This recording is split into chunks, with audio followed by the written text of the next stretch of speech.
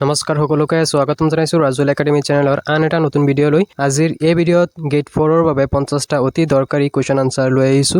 ভিডিঅ'টো লাষ্টলৈকে চাই থাকিব। আজিৰ প্ৰথম প্ৰশ্নটো আপোনালোকৰ বাবে ৰাখিছো। ইয়াৰ আনসাৰ আপোনালোকে কমেন্ট বক্সত জনাব। প্ৰশ্নটো হৈছে আহোমৰ প্ৰথম ৰাজধানী ক'ত আছিল? ইয়াৰ আনসাৰ কমেন্ট বক্সত জনাব। 2 নম্বৰ প্ৰশ্নটো দিছে ভাৰতীয় ৰিজাৰ্ভ বেংকৰ প্ৰতীক কি? অপচন কেইটাৰ পৰা ৰাইট আনসাৰ হ'ব অপচন বি বাঘ। ভাৰতীয় ৰিজাৰ্ভ বেংকৰ প্ৰতীক হৈছে বাঘ।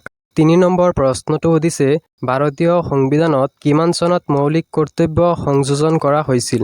অপচন কেইটাৰ পৰা ৰাইট আনসাৰ হ'ব অপচন সি 1976 চনত। 4 নম্বৰ প্ৰশ্নটো দিছে অক্টোবৰ বিপ্লৱ কোনখন দেশৰ সৈতে সম্পৰ্কিত? ৰাইট আনসাৰ হ'ব অপচন এ ৰাছিয়া। ইয়াৰ পিছৰ প্ৰশ্নটো দিছে বৰ্তমান নাটোৰ কিমানখন সদস্য ৰাষ্ট্ৰ আছে? ৰাইট আনসাৰ হ'ব অপচন সি 32খন। বৰ্তমান নাটোৰ 32খন সদস্য ৰাষ্ট্ৰ আছে। 6 নম্বৰ প্ৰশ্নটো দিছে নাটোৰ মুখ্য কাৰ্যালয় ক'ত অৱস্থিত? অপচন কেইটাৰ পৰা ৰাইট আনসাৰ হ'ব অপচন এ বেলজিয়ামৰ ব্ৰাছেলছ চহৰত। 7 নম্বৰ প্ৰশ্নটো দিছে নাটো কেতিয়া প্ৰতিষ্ঠা কৰা হৈছিল? অপচন 4টাৰ পৰা ৰাইট আনসাৰ হ'ব অপচন বি 1949 চনৰ 4 এপ্ৰিল তাৰিখে নাটো প্ৰতিষ্ঠা কৰা হৈছিল। ইয়াৰ পিছৰ প্ৰশ্নটো দিছে পদাৰ্থৰ চতুৰ্থ অৱস্থাটোৰ নাম কি? Right answer option C plasma. 9 নম্বৰ প্ৰশ্নটো দিছে বুঢ়ী আইৰ সাধু কোনে ৰচনা কৰিছিল? তলৰ অপচন 4টাৰ পৰা ৰাইট আনসাৰ হ'ব অপচন বি লক্ষ্মীনাথ বেজবৰুৱা। বুঢ়ী আইৰ সাধু লক্ষ্মীনাথ বেজবৰুৱাই ৰচনা কৰিছিল।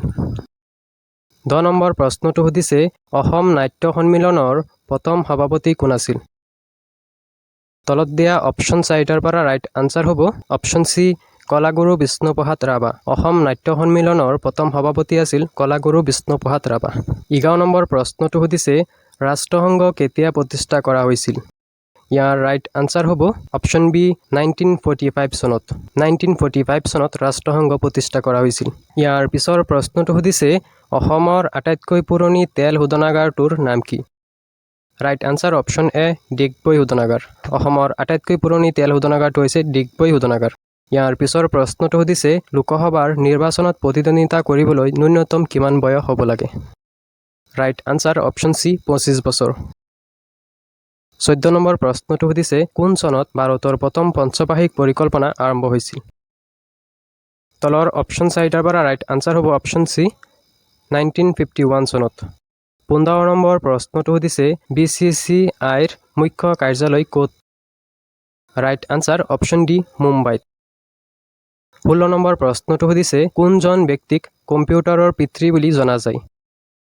অপচন 4টাৰ পৰা ৰাইট আনসাৰ হ'ব option B Charles Babbage. Charles বেবেজক কম্পিউটাৰৰ পিতৃ বুলি জনা যায়। 17 নম্বৰ প্ৰশ্নটো দিছে নৰেন্দ্ৰ মোদী ষ্টেডিয়াম কোন ঠাইত অৱস্থিত? তলৰ অপচন 4টাৰ পৰা ৰাইট আনসাৰ হ'ব অপচন এ আহমেদাবাদ। আহমেদাবাদত নৰেন্দ্ৰ মোদী ষ্টেডিয়ামখন অৱস্থিত। ইয়াৰ পিছৰ প্ৰশ্নটো দিছে ভাৰতীয় সংবিধানৰ কোনটো অনুচ্ছেদে নাগালেণ্ডৰ বাবে বিশেষ ব্যৱস্থা প্ৰদান কৰিছে? অপচন 4টাৰ পৰা ৰাইট আনসাৰ হ'ব অপচন এ অনুচ্ছেদ 371A। ভাৰতীয় সংবিধানৰ 371A অনুচ্ছেদে নাগালেণ্ডৰ বাবে বিশেষ ব্যৱস্থা প্ৰদান কৰিছে। 19 নম্বৰ প্ৰশ্নটো দিছে ৰাম বিজয় নাটৰ লেখক কোন? Right answer option B Sankardev.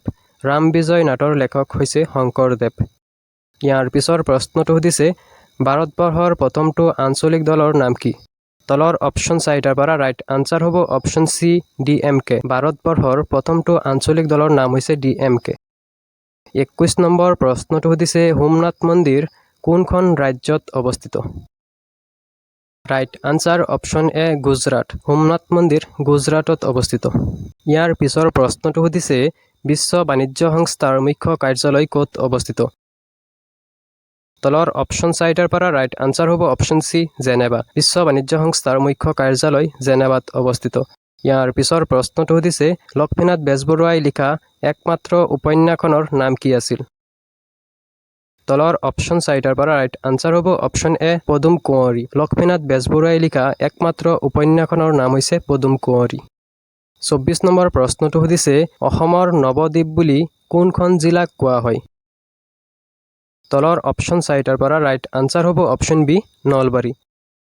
25 number প্ৰশ্নটো সুধিছে আন্তঃৰাষ্ট্ৰীয় মহিলা দিৱস কোন তাৰিখে পালন কৰা হয় তলৰ অপশ্যন 4টাৰ পৰা ৰাইট আনসাৰ হ'ব অপশ্যন এ 8 মাৰ্চ 8 মাৰ্চ তাৰিখে আন্তঃৰাষ্ট্ৰীয় মহিলা দিৱস হিচাপে পালন কৰা হয় 26 নম্বৰ প্ৰশ্নটো সুধিছে অসমৰ কোন ঠাইক উত্তৰ পূৰ্বাঞ্চলৰ মানচেষ্টাৰ বুলি জনা যায় ইয়াৰ ৰাইট আনসাৰ হ'ব অপশ্যন এ শুৱালকুছি 27 নম্বৰ প্ৰশ্নটো সুধিছে কোন চনত পানিপথৰ প্ৰথম যুদ্ধ হৈছিল অপশ্যন 4টাৰ পৰা ৰাইট আনসাৰ হ'ব অপশ্যন বি 1526 চনত 1526 চনত পানিপথৰ প্ৰথম যুদ্ধ হৈছিল ইয়াৰ পিছৰ প্ৰশ্নটো সুধিছে বাৰ্লিন কোনখন দেশৰ ৰাজধানী বাৰ্লিন কোনখন দেশৰ ৰাজধানী বুলি সুধিছে আৰু তলত দিয়া এই অপশ্যন 4টাৰ পৰা ৰাইট আনসাৰ হ'ব অপশ্যন সি জাৰ্মানী বাৰ্লিন জাৰ্মানীৰ ৰাজধানী 29 নম্বৰ প্ৰশ্নটো সুধিছে সাহিত্যৰ ক্ষেত্ৰত ভাৰতৰ সৰ্বোচ্চ বঁটাৰ নাম কি ৰাইট আনসাৰ হ'ব অপশ্যন সি জ্ঞানপীঠ বঁটা সাহিত্যৰ ক্ষেত্ৰত ভাৰতৰ সৰ্বোচ্চ বঁটাটো হৈছে জ্ঞানপীঠ বঁটা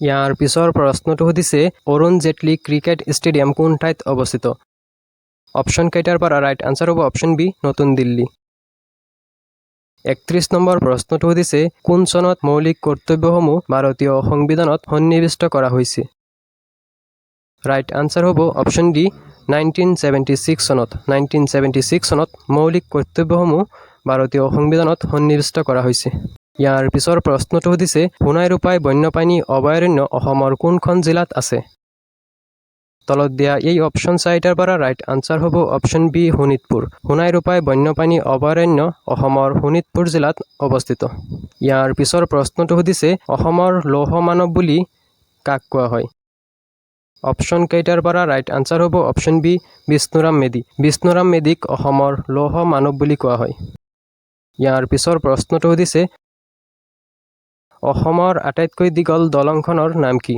অপশ্যন কেইটাৰ পৰা ৰাইট আনসাৰ হ'ব অপশ্যন এ দলাহদীয়া দলং কুৱেশ্যন নম্বৰ 35 জামে মছজিদ কোনে নিৰ্মাণ কৰিছিল তলৰ অপশ্যন কেইটাৰ পৰা ৰাইট আনসাৰ হ'ব অপশ্যন ডি শাহজাহানে জামে মছজিদ নিৰ্মাণ কৰিছিল কুৱেশ্যন নম্বৰ 36 অৰ্জুন বঁটা লাভ কৰা প্ৰথমগৰাকী অসমীয়া কোন আছিল তলৰ অপশ্যন কেইটাৰ পৰা ৰাইট আনসাৰ হ'ব অপশ্যন বি ভোগেশ্বৰ বৰুৱা অৰ্জুন বঁটা লাভ কৰা প্ৰথমগৰাকী অসমীয়া আছিল ভোগেশ্বৰ বৰুৱা কুৱেশ্যন নম্বৰ 37 জ্ঞানপীঠ বঁটা বিজয়ী প্ৰথম অসমীয়াৰ নাম কি ৰাইট আনসাৰ হ'ব option C doctor Birendra Kumar Bhattacharya question number 38 ত্ৰিপুৰাৰ ৰাজধানী কি তলৰ অপশ্যন 4টাৰ পৰা ৰাইট আনসাৰটো হ'ব option D Agartala question number 39 Asom Keshori বুলি কাক জনা যায় সুধিছে ইয়াৰ ৰাইট আনসাৰটো হ'ব অপশ্যন সি অম্বিকাগিৰি ৰায়চৌধুৰীক অসম কেহৰী বুলি জনা যায় 40 নম্বৰ প্ৰশ্নটো সুধিছে মৌলিক কৰ্তব্যৰ চিন্তাধাৰা কোন ৰাষ্ট্ৰৰ সংবিধানৰ পৰা লোৱা হৈছে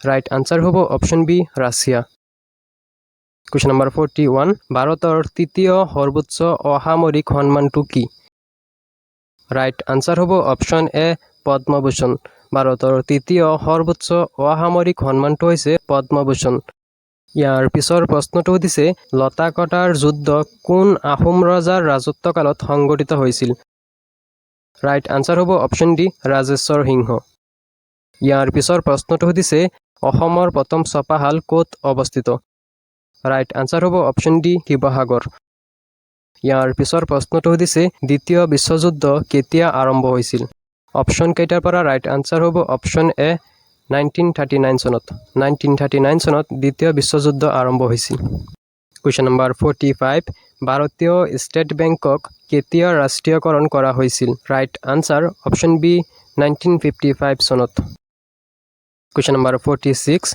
কামৰূপৰ প্ৰাচীন ৰজাসকলৰ ৰাজকীয় চিহ্ন কি আছিল তলৰ অপশ্যন 4টাৰ পৰা ৰাইট আনসাৰ হ'ব অপশ্যন সি হাতী কামৰূপৰ প্ৰাচীন ৰজাসকলৰ ৰাজকীয় চিহ্ন আছিল হাতী কুৱেশ্যন নম্বৰ 47 লণ্ডনত প্ৰথম গৰুনীয়া মেজমেল কোন চনত হৈছিল বুলি সুধিছে ইয়াৰ ৰাইট আনসাৰ হ'ব অপশ্যন এ 1930 চনত কুৱেশ্যন নম্বৰ 48 ইটালীৰ ৰাজধানী চহৰখনৰ নাম কি অপশ্যন কেইটাৰ পৰা ৰাইট আনসাৰ হ'ব option B Rome question number 49 জাৰ্মানীৰ মুদ্ৰাৰ নাম কি